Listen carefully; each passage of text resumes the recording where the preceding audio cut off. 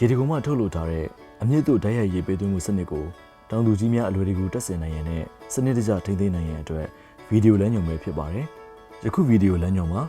ရေအရင်းမြစ်အနေဖြင့်ရေဒီကိုမှထုတ်လုပ်ထားတဲ့ပြစ်တိုင်းတော်ရေအိတ်ကိုနှစ်ပေမြင့်တွင်ထားပြီးတရုပ်ပြထားခြင်းဖြစ်ပါတယ်။တောင်သူကြီးများအနေဖြင့်လည်းမိမိတို့နှစ်သက်ရာရေအရင်းမြစ်ကိုသုံးမယ်ဆိုလျှင်ရေအိတ်အစားအသုံးပြုနိုင်ပါတယ်။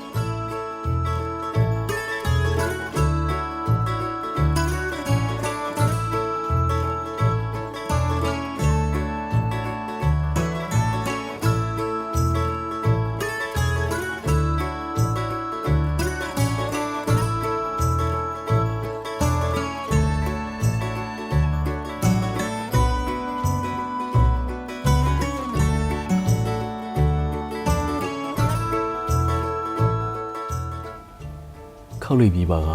3လက်မခန့်ဖြတ်ထားတဲ့ပိုက်ဖြတ်စာဖြင့်ပြန်ပိတ်ပေးပါ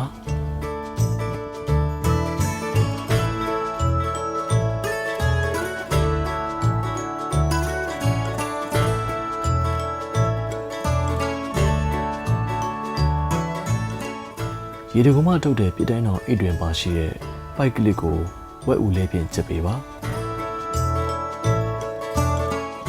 အလွယ်တကူတက်ဆင်နိုင်အောင်ပိုက်ဝကိုဖော်ပြပါအတိုင်းဆွဲဆန့်ပါ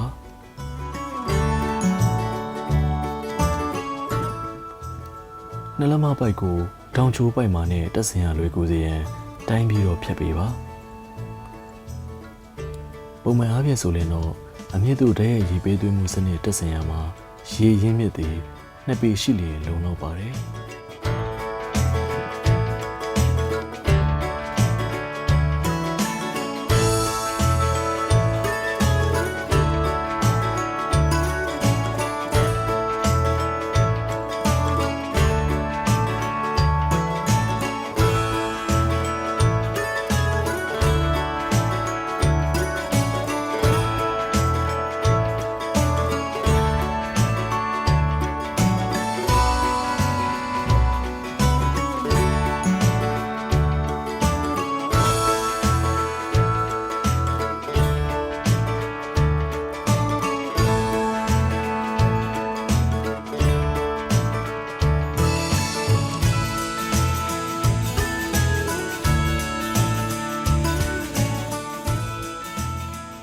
ရေစစ်နှက်ကောင်ကိုစိုက်ခင်းသို့တွားမိပိုက်လန်းကြီးပေါ်မှာတက်ဆင်ပါပြီးနောက်ရေထွက်လမ်းဟုအမှတ်သားပါရှိတဲ့အဖိုဆန်ကိုရေရင်းမြစ်ဘက်မှာတက်ဆင်ပေးပါအမဆန်ကိုတော့နှက်ကောင်ချီရာပိုက်ထိပ်မှာတက်ဆင်ပေးပါနောက်ဆုံးအဆင့်အနေနဲ့ရေစစ်စကားကိုအမဆန်ဘက်ပိုက်လိုင်းထဲသို့သွင်းပြီးတော့နှက်ကောင်ကိုလက်ကျပ်ပေးပါ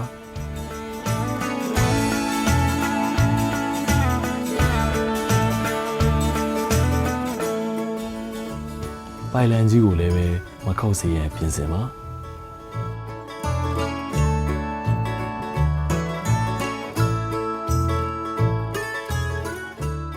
ဖလင်ပိုက်များကိုမိမိတို့စိုက်ခင်းပေါင်တစ်လျှောက်အဆုံးအထိခင်းကျင်းနေရချပါ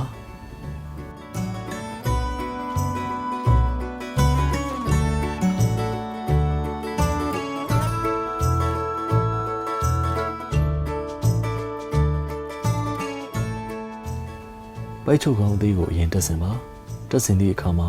အဝကျေသည့်ဘက်ကနှလက်မပိုက်နဲ့တက်ဆင်မဲ့အစွန်းဘက်သို့ဦးတည်ရမှာဖြစ်ပါတယ်ရှင်းနောက်ပိုက်ချုပ်ကောင်းအကြီးနဲ့ပိုက်ဆိုင်ကောင်းတို့ကိုအစင်လိုက်တက်ဆင်ပေးပါ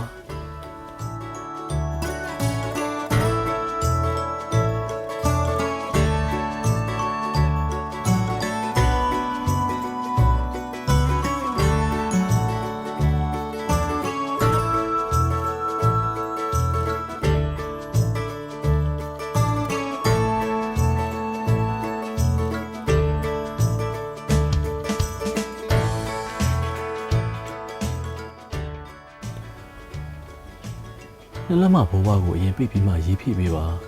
ရေးဖိပြီးမှသာဘားကိုပြန်ဖွင့်ပါနှစ်ပေအညှင်းရှိရေရင်းမြစ်မှလာတဲ့ရေဖိအားဟာအမြင့်တို့တည့်ရဲ့ရေပေးသွင်းစနစ်တစုံစာအတွက်လုံလောက်ပါတယ်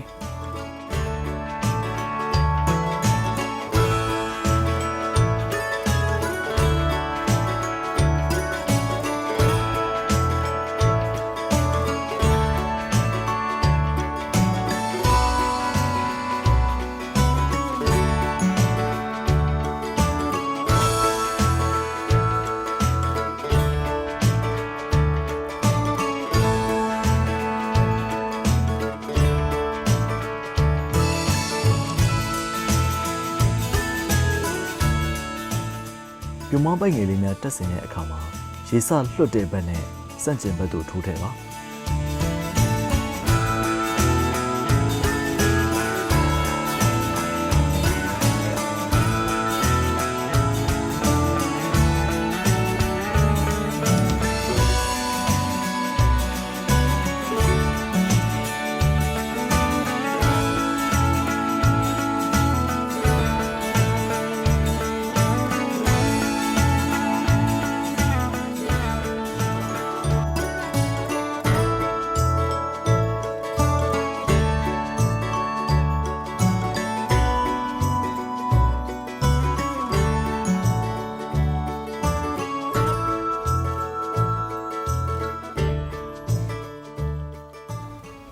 စိုက်ခင်းကျယ်လို့ပဲဖြစ်စေ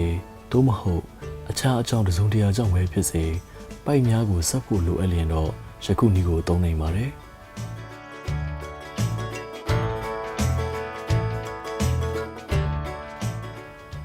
အင်ဂျင်သုံးရတော့၎င်းရေယူခြင်းကြောင့်တော့၎င်းစစ်တိုက်များကိုသုံးမယ်ဆိုရင်တော့တောင်ကျိုးပိုက်မှာနဲ့ရေစစ်ပေါ်တွင်သုံးပေးပါ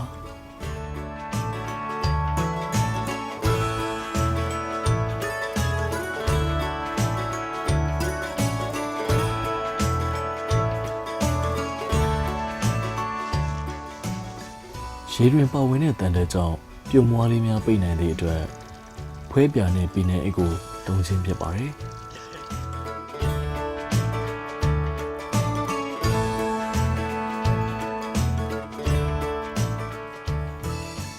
ရေစစ်စကားကိုနေ့စဉ်စေးကျုံးလျင်အကောင်းဆုံးပဲဖြစ်ပါတယ်နှလက်မပိုက်လိုင်းနဲ့ဖလင်ပိုက်များကိုအဖျားဘက်မှပုံမှန်ရေဖွင့်ချပြီးစေးပေးနိုင်တယ်လို့ပြုံမွားပိုက်လေးများကိုလည်းပါဇက်ဖြင့်မှုတ်၍တန့်စင်ပေးနိုင်ပါတယ်ဖလင်ပိုက်များကိုအပေါက်ရှိမရှိစစ်ပြီးတော့အပေါက်သေးလျင်ဝါယာတိတ်ဖြင့်ဖောက်ထင်းနိုင်တယ်လို့ကြီးလျင်တော့ပိုက်ဆက်ကိုသုံးနိုင်ပါတယ်